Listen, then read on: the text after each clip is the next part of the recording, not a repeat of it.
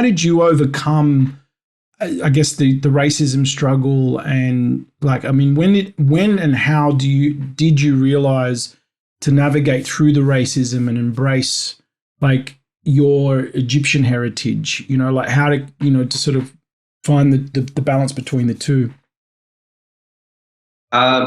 You know, it wasn't that long ago. Like, I'd say in the last 2 to 3 years, really, when it was really starting to happen. I think, you know, as I was changing, the world was changing as well. And, you know, when I started to realize, I was like, hold on, like, you know, this is actually who I am. And I started to feel a lot more comfortable being who I actually am and not having to lie behind, you know, this mask of pretending to be someone who I'm not.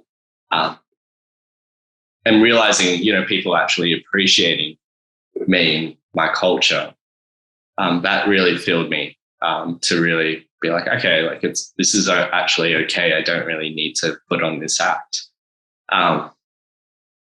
Because I think I was always just like on guard because I kept second guessing myself in the past. So it was quite nice to, you know, hold that down.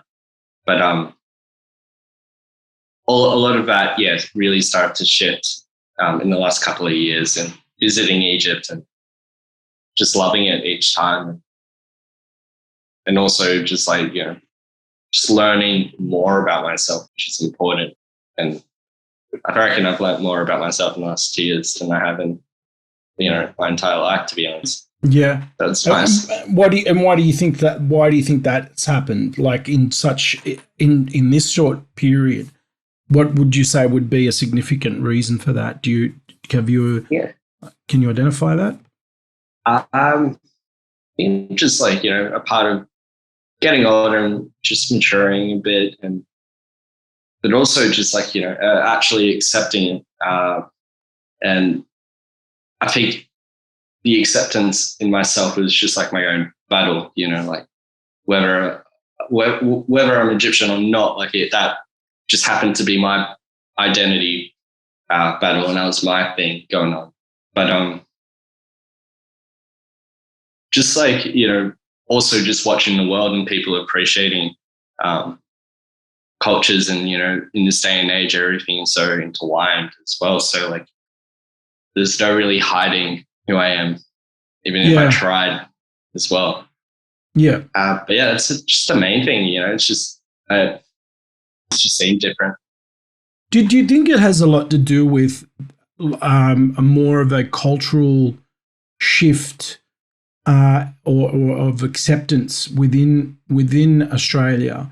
Because I've personally seen a change in recent years of just like a general kind of awareness and embracing from cultures and indigenous culture. I've just seen it become much more apparent in recent years. And do you think that that's rubbed off on you as well, being able to go, well, hey, this is a great time for me now to actually embrace it along with this shift? Do you think that's been part of that? Yeah, for sure, 100%. And you know, when you start seeing those changes, like you notice it, like you know, once you see it, like, you can't unsee it. And yeah, it definitely does help. Like even seeing other people getting amongst it, and also getting amongst their own cultures.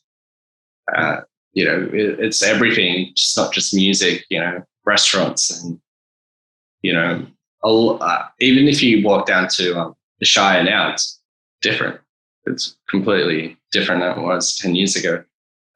You're going to see a lot more Lebanese families. You're going to see a lot of, you know, South Koreans. You like, it's not what it used to be. You know, back when I grew up in Australia, you know, just telling you, like, I was the only Egyptian kid.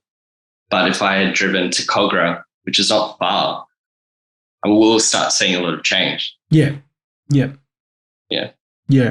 But it's just happened. Yeah, it just happened to be like, you know, the Southern Shire was just like that place where it's just like, you know,